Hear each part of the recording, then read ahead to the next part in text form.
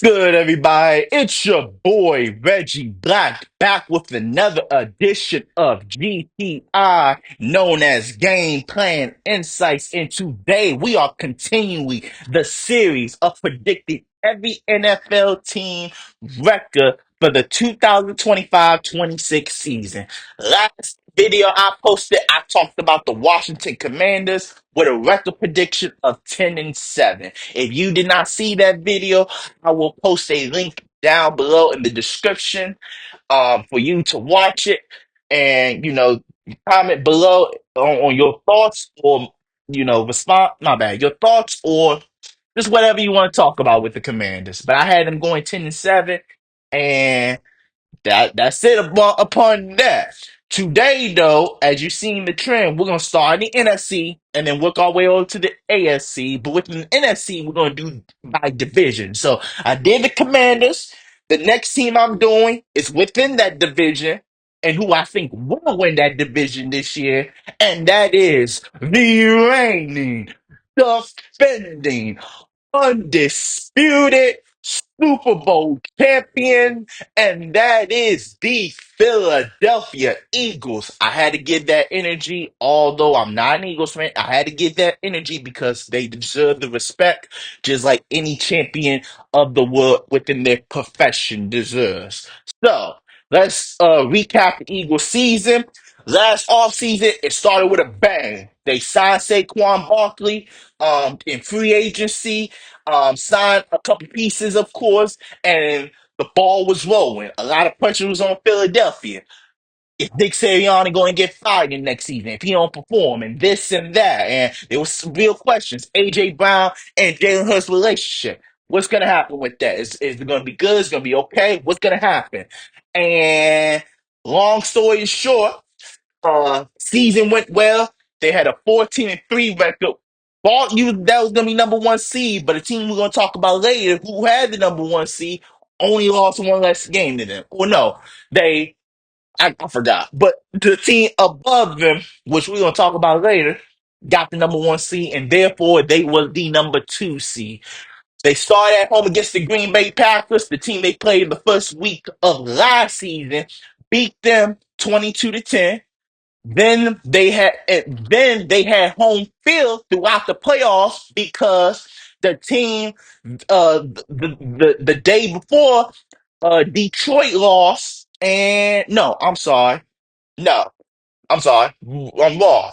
They continue on and had a home field game against the Rams, of course, beat them 28-22. And then because of Detroit loss against the Commanders, they had home field in the the conference championship round against the Commanders, romped them 55-23. People that know me, you know how I feel about that game. But the score is the score. 55-23, it was a romp. And then finally, let me say that again. And finally, they beat the Chiefs in the Super Bowl 40-22 off of a Jalen Hurts, I want to say three-touchdown game, three total touchdowns, if I'm not mistaken. Correct me if I'm wrong in the comments. And he won Super Bowl MVP, and the story was completed. The story was completed. Now, let's get into it. What do you want to talk about? All right, let's talk about the Eagles' schedule for this year. Now, I want to make a disclaimer here.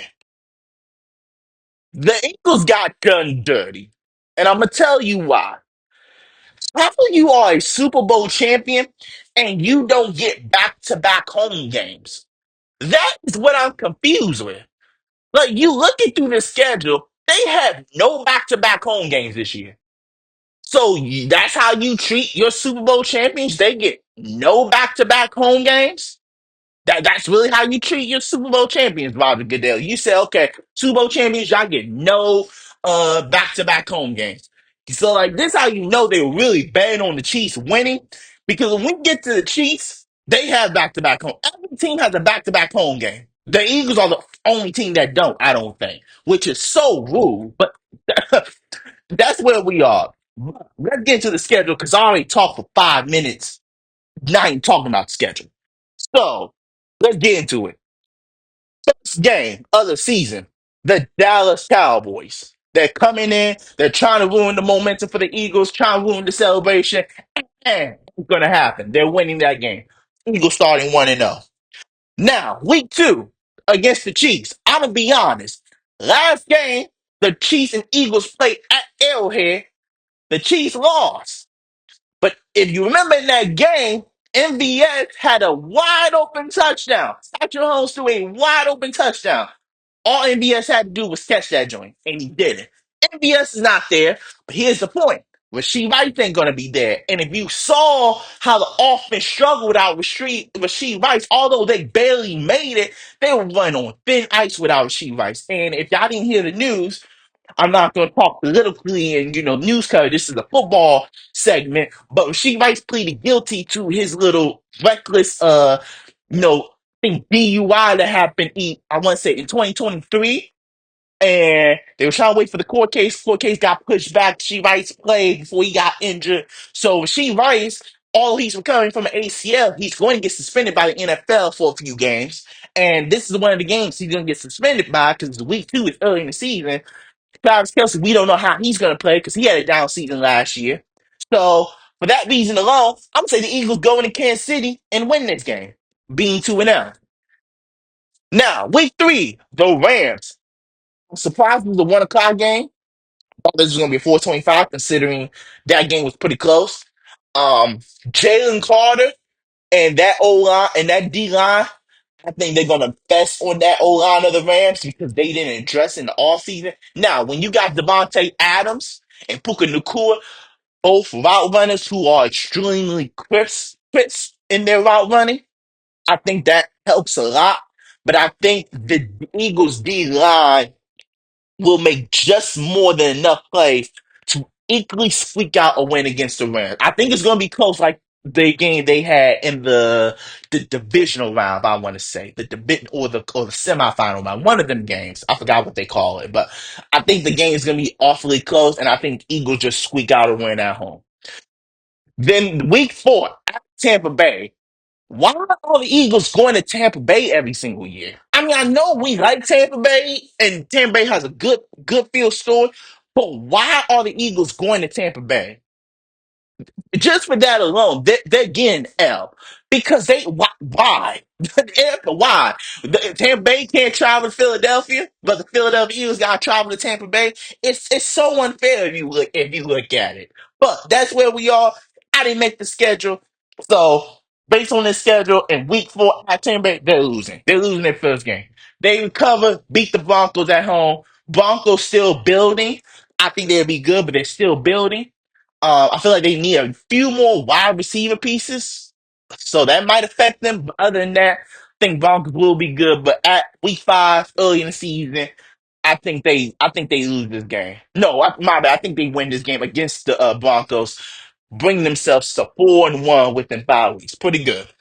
They beat the Giants on Thursday night. Giants, I think they're gonna be good, but not excellent, if you know what I mean. I think they're gonna be good, but just not yet. I don't think Jackson Dawson's gonna start either, who I effectually really like. So that's no here and there. And then we're gonna go in Minnesota. I think this is an L because they got back to back road games. Minnesota's going to be cold. Now, Minnesota can run the football. I will say that. This might be an L, but I'm going to say a W because J.J. McCarthy's starting. We don't know how he's going to look against a defense that, you got to remember, Vic Fangio loves to feast on rookie QBs. Although J.J. McCarthy isn't a rookie by years wise, this is his first year starting. So I think Fangio will have J.J. confused and they squeak out a win. They beat the Giants going 7-1 through 8 weeks, and then they get a bye. Week 10 comes up. They face the Green Bay Packers. I don't trust Jordan Love. I think they need more pieces. I like the addition of Matthew Golden, who they drafted from the University of Texas, but I don't like for some reason I don't trust Jordan Love. And I think Jordan Love is a pick machine, just like Brett Favre to me. And a lot of people have Green Bay like as a top 3 team. I don't have Green Bay as a top 3 team. That's just me. I don't, or a top 5 team.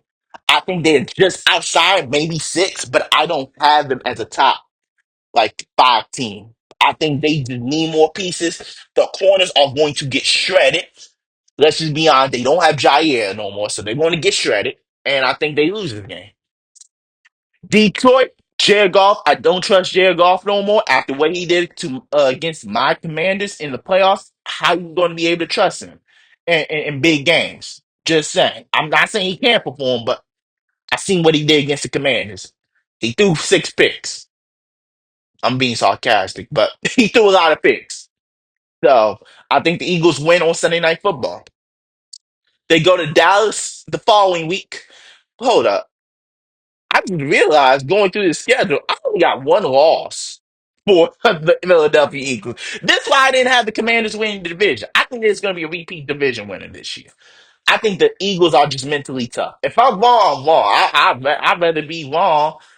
Like I said, this is a prediction video. This is not etch and sew. It's called predictions for a reason. But I only got one loss so far. So we at week 12, and they're they're gonna be Dallas. They're sweeping Dallas this year. So they're gonna be 11-1, basically. Right? Yeah, they're gonna be 11-1. So yeah. They beat Chicago. I got they're beating Chicago at home. So let me see. They're beating Chicago. So my bad. I'm trying to get the record right. So this is 12-1 through 13 weeks. They got them being the Chargers too on Monday Night Football. I like Chargers need more weapons. I like Trey Harris, don't get me wrong, but Justin Herbert is so questionable. Like the fact that this man is being put in, he's getting talked about like crazy. It's diabolical. They're beating the Raiders. Dang, through 15 weeks, I had the Eagles only losing one game. I don't even know. I'm like that sounds biased, but I'm looking at all the teams compared to the Eagles, and I get their defense went through a roster change, but I just feel like the Eagles are tougher, a little tougher, and they're mentally tough since they got Saquon. Now, week 16 through 18, yeah, we can get into that. But long story short, I got I got them losing to the Commanders and the Bills, and then being the Commanders at home. So I only got three games low key they're losing, and that would equal, and then that will bring their record to 15 and no 14-3. So honestly, I got a 14-3 record with the last 3 weeks being two losses, or the last 3 weeks, 2 out of 3 losses are appearing there.